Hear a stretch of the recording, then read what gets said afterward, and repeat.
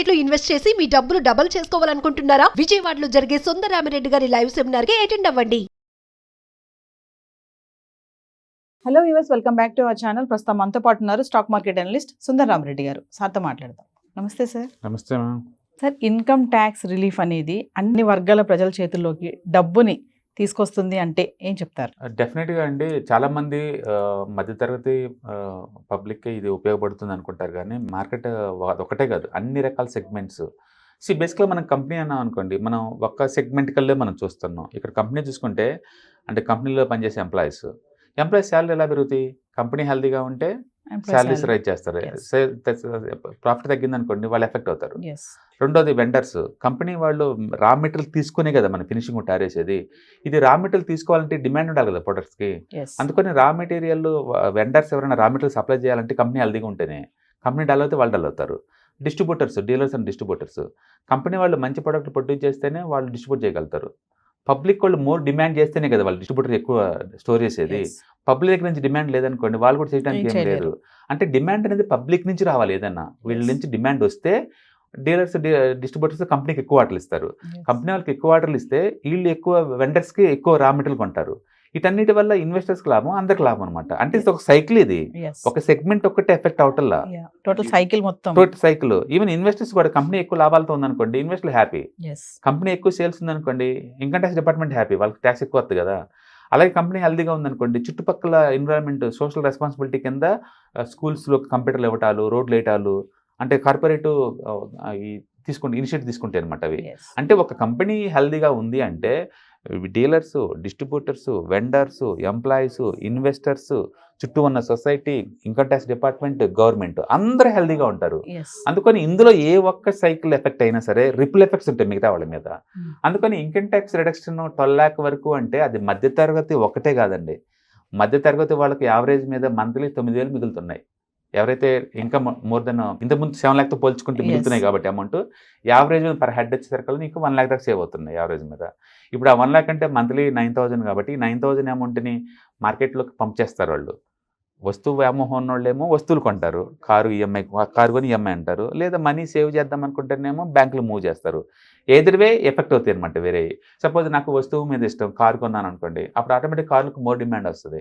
అప్పుడు ఏమవుతుంది, కార్లు ఎక్కువ మ్యానుఫ్యాక్చరింగ్ చేస్తారు. మ్యానుఫ్యాక్చరింగ్ ఎక్కువ చేయడం వల్ల డీలర్, డిస్ట్రిబ్యూటర్కి ఎక్కువ లాభాలు వస్తాయి. వాళ్ళు వెండర్స్కి రా మెటీరియల్కి ఆర్డర్ ఇస్తారు. రా మెటీరియల్ ఎక్కువ సప్లై చేస్తూ ఉంటారు. దీని ద్వారా మళ్ళీ ఎక్కువ సేల్స్ అంటే గవర్నమెంట్కి ఎక్కువ జిఎస్టీలు, అందరూ కంపెనీ వాళ్ళకి ఇన్వెస్ట్ చేసిన వాళ్ళకి ఎక్కువ సేల్ ముందు పోతూ ఉంటాయి. అంటే రిపుల్ ఎఫెక్ట్స్ ఇవన్నీ రిపుల్ ఎఫెక్ట్స్. ఒక్కళ్ళే కాదు, ఒక మధ్యతరగతి వాళ్ళకి పనికొచ్చే పని ఒక్కటి కాదు. దీనివల్ల ఎకానమీ అంతా కూడా బూస్ట్ అవుద్ది అనమాట, కన్జంప్షన్ అంతా. కాబట్టి short term point of view ఇది ఎక్సలెంట్ కాన్ఫిడెన్స్ బిల్డప్ ఇదనమాట. ఇండస్ట్రీ నిలబడటానికి బాగుంటుంది, డీలర్కి, డిస్ట్రిబ్యూటర్కి, కంపెనీకి, ఇన్వెస్టర్లు అందరికి కూడా చాలా పెద్ద అనమాట. కాబట్టి ఇది అందరికీ ఎంతకంత టేబుల్ మీద మనీ ఉంచినట్లు లెక్క అనమాట, రిపుల్ ఎఫెక్ట్స్. యాక్చువల్గా ఈ 1 lakh crore ట్యాక్స్ ఎవరు అయినందుకు వాళ్ళకి 5 lakh crore ఎఫెక్ట్ ఉంటుంది సొసైటీలో అని చెప్పేసి అనలిస్టులు ఎక్స్పెక్ట్ చేస్తున్నారు. అంటే దీని వర్త్ 5 lakh crore దీని రిపుల్ ఎఫెక్ట్స్. దీనివల్ల జీడిపి గ్రోత్ 1 నుంచి 1.5% బూస్ట్ అయ్యే ఛాన్స్ ఉంది. కొంతమంది కామెంట్ అంటున్నారు సార్, ఈ 12 లక్షలు ఏదైతే ట్యాక్స్ మినహాయింపు ఇచ్చారో ఇక్కడ ఇది కనిపిస్తుంది హైలైట్ గా, కానీ వేరే చోట్ల దీన్ని భర్తీ చేస్తారు ప్రజల దగ్గర నుంచి అనేది కొంతమంది కామెంట్. అది వేరే రూట్లో ఉంటే వేరేది. బేసికల్ గా ఇప్పుడు మీరు 12 లక్షల కోట్లకి మీ శాలరీ ఉంది, నా శాలరీ కూడా 12 లక్షలు ఉంది. లాస్ట్ ఇయర్ వరకు మీరు 1 lakh పే చేశారు, నేను ఒక 80,000-90,000 నేను కూడా పే చేస్తూ ఉన్నాను. ఇప్పుడు గవర్నమెంట్ వాళ్ళు వేరే భర్తీ అనుకోండి, జిఎస్టీ పెంచారనుకుందాం, ఇద్దరు ఎలా ఎఫెక్ట్ అవుతావు? జిఎస్టీ పెంచితే కారుల మీద కారు కొనే వాళ్ళు ఎఫెక్ట్ అవుతారు. అందరు ఎందుకు, నువ్వెంత ఎలా ఎఫెక్ట్ అవుతావు? అందులో కొంతమంది అయినా సేవింగ్ కాన్షియస్ ఉంటుంది కదా, వాళ్ళు వచ్చాం బ్యాంకులోనూ స్టాక్ మార్కెట్లో పెట్టుకుంటారు కదా, వాళ్ళు ఎలా ఎఫెక్ట్ అవుతారు? అందుకని గవర్నమెంట్ ఇచ్చేయటం కోసం అది చేయటమని కాదు, they want to give the direct benefit to the మధ్యతరగతి కుటుంబాలకు ఇద్దాం అనుకుంది, ఇచ్చేసింది అంతే. అది ఆ ఇన్సిడెంట్ అంతే.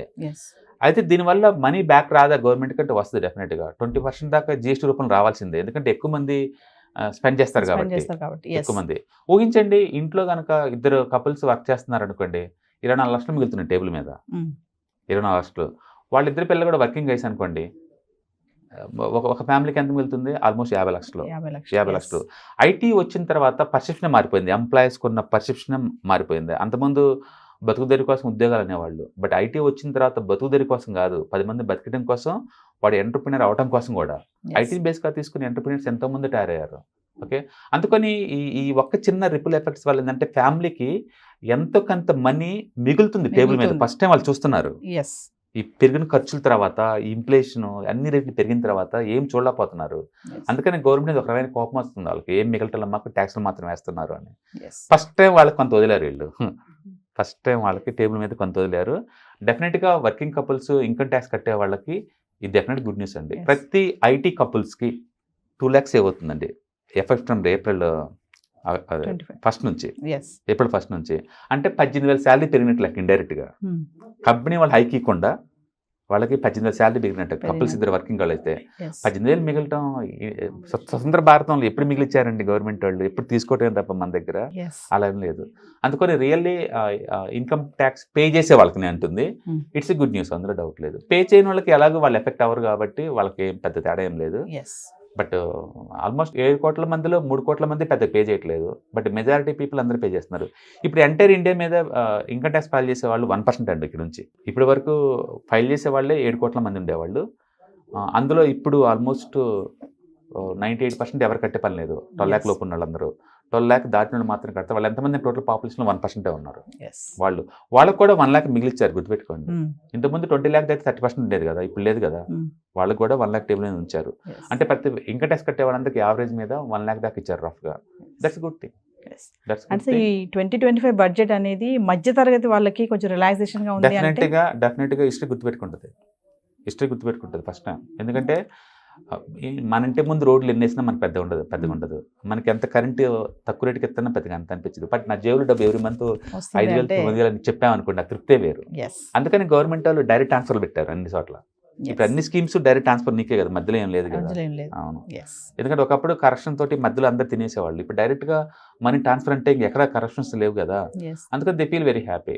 సో ఫస్ట్ టైం మధ్యతరగతి కుటుంబాలు ఇండియాలో హ్యాపీ ఫీల్ అయింది అంటే మాత్రం ఈ బడ్జెట్, అందులో డౌట్ లేదు. Thank you sir. హాయ్, మొట్టమొదటిసారిగా మన విజయవాడలో క్లాస్ రూమ్ ట్రైనింగ్ అండి, 1 day క్లాస్ రూమ్ ఎన్విరాన్మెంట్లో ఆఫ్లైన్ వెబినార్ జరగబోతుంది. అండ్ ఇంట్రెస్ట్ ఉన్న పార్టిసిపెంట్స్ ఈ కింద స్కూల్ అవుతున్న నెంబర్కి రింగ్ చేసుకొని సీట్ బుక్ చేసుకోండి. దీంట్లో ETFs, index funds and mutual funds మీద completely and hand holding experience మీకు ప్రొవైడ్ చేయబడుతుంది. దీని ద్వారా ఏంటంటే మనం ఎసెట్స్ని స్టాక్ మార్కెట్లో ఎలా మేనేజ్ చేసుకోవాలి, ఎలా గ్రో చేసుకోవాలి, ఎలా ప్రొడక్ట్ చేసుకోవాలో అంటే ప్రాక్టికల్గా నేర్చుకుంటారు. అండ్ మీ ఇప్పటి వరకు మనం ఆన్లైన్లోనే మీరు అటెండ్ అవుతున్నారు. ఇక నుంచి మీరు మన విజయవాడ సిటీలోనే అండ్ లైవ్లో క్లాస్ రూమ్ ఎన్విరాన్మెంట్లో నేర్చుకునే ఛాన్స్ దొరుకుతుంది. కాబట్టి ఇంట్రెస్ట్ ఉన్న పార్టిసిపెంట్స్ కింద స్క్రోల్ అవుతున్న నెంబర్కి పింగ్ చేసి సీటు రిజర్వ్ చేసుకోండి. Thank you.